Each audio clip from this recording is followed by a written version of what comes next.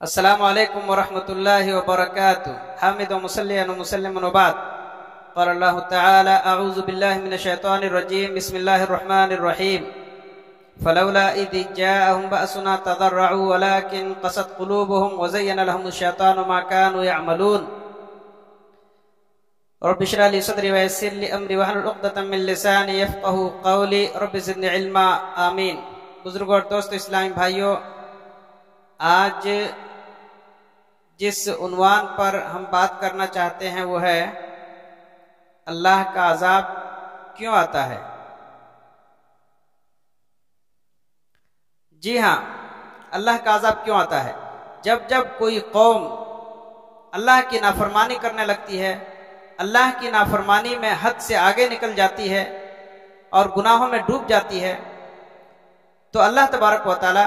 انہیں تنبیہ کرنے کے لیے، انہیں وارننگ دینے کے لیے کوئی عذاب بھیج دیتا ہے تاکہ وہ قوم اپنے گناہوں سے باز آ جائیں، گناہوں کو چھوڑ دیں، توبہ استغفار کر لیں اور اللہ کے راستے میں آ جائیں۔ ہم نے دیکھا کورونا وائرس کی وبا پھیلی اور یہ دیکھتے ہی دیکھتے پوری دنیا میں پھیل گئی، پوری دنیا میں کوہرام مچا دیا، لاشوں کے انبار لگ گئے، ہاہاکار مچ گیا۔ اور ہمارے ہندوستان میں جب کورونا وائرس کی دوسری لہر آئی تو پورے ہندوستان میں خوف و ہراس پھیل گیا، لوگوں کے دلوں میں کورونا وائرس کی وبا کی ایسی دہشت طاری ہوئی کہ وہ اپنے گھروں میں قید ہو کر رہ گئے، لاشوں کے انبار لگ گئے،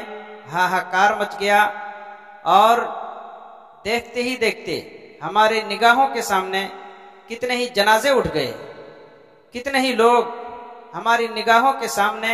اس دنیا سے چلے گئے، ہمیشہ کے لیے چلے گئے، کتنے ہی عورتیں بیوہ ہو گئی، کتنے ہی بچے یتیم ہو گئے، اور کتنے ہی بچے ایسے ہیں جو اپنے ماں باپ دونوں سے محروم ہو گئے،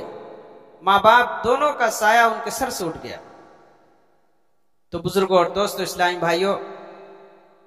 یہ وبائیں اور یہ بلائیں اسی لیے آتی ہیں تاکہ ظالموں کو ان کے ظلم کا مزہ چکھائے، اور جو ایمان والے ہیں، جو نیک عمل کرنے والے ہیں، وہ اس سے اور نصیحت اور عبرت حاصل کریں، اور جو گنہگار مسلمان ہیں، گنہگار مومن ہیں، وہ اپنے گناہوں سے باز آ جائیں، توبہ استغفار کر لیں اور اللہ کے راستے میں آ جائیں۔ لیکن عجیب و غریب بات ہے کہ ہم نے دیکھا کہ ہماری نگاہوں کے سامنے کتنے لوگ چلے گئے، گزر گئے، اس کے باوجود بہت سارے لوگوں کی زندگی ویسے ہی جیسی کی تیسی ہے، اور اس کی زندگی میں کوئی بدلاؤ نہیں آیا ہے،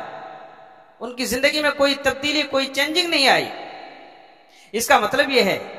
کہ ایسے لوگوں کے، ایسے مسلمانوں کے دلوں میں زنگ لگا ہوا ہے اور ان کی آنکھوں میں پردہ پڑا ہوا ہے۔ اتنا خطرناک وبا دیکھنے کے بعد بھی اگر کسی نے توبہ استغفار نہیں کیا اور وہ اللہ کے راستے میں نہیں آیا تو واقعی وہ بڑا بد نصیب ہے۔ بزرگوں اور دوستو اسلامی بھائیوں، اس وبا کی چپیٹ میں کتنے لوگ آ گئے اور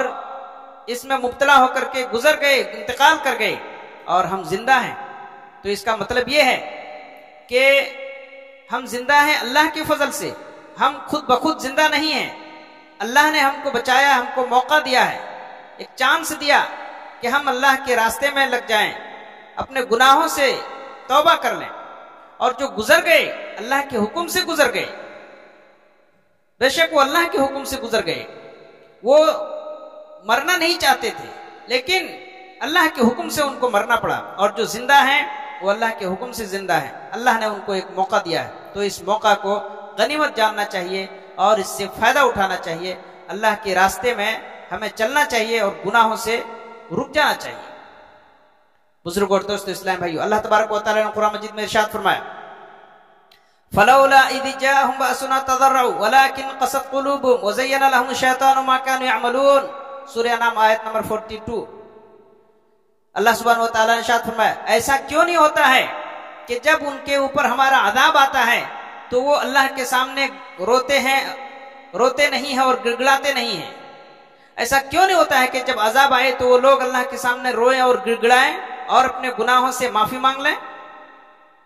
لیکن چونکہ ان کے دلوں میں زنگ لگا ہوا ہے، ان کا دل سخت ہو گیا ہے گناہوں کی وجہ سے، اور شیطان نے ان کے اعمال کو خوشنما بنا دیا ہے، اس لیے وہ توبہ نہیں کرتے ہیں اور گناہوں سے باز نہیں آتے ہیں۔ فلما نسوا ما ذکروا بھی، پھر جب وہ نصیحت کی باتوں کو بھلا دیتے ہیں تو اللہ تعالیٰ ارشاد فرماتا ہے جب وہ نصیحت کی باتوں کو بھلا دیتے ہیں تو ہم ان کے لیے ہر چیز کے دروازے کھول دیتے ہیں، یہاں تک کہ وہ اترانے لگتے ہیں اور گناہوں میں بدمست ہو جاتے ہیں، پھر ہم انہیں اچانک پکڑ لیتے ہیں اور وہ اپنا ہاتھ ملتے رہ جاتے ہیں، افسوس کرتے رہ جاتے ہیں، پھر ہم ظالموں کی جڑ کاٹ دیتے ہیں، اور تمام تعریف اللہ رب العالمین کے لیے۔ تو بزرگوں اور دوستو اسلام بھائیوں، یہ وبائیں اور بلائیں دیکھ کر ہمیں عبرت حاصل کرنی چاہیے، نصیحت حاصل کرنی چاہیے، گناہوں سے تائب ہو کر کے سچے راستے میں ہم کو چلنا چاہیے۔ اور نبی اکرم صلی اللہ علیہ وسلم نے ایک حدیث میں ارشاد فرمایا، ابن ماجہ کی حدیث ہے کہ جب جب کسی قوم میں بے حیائی، بدکاری اور فحاشی پھیل جاتی ہے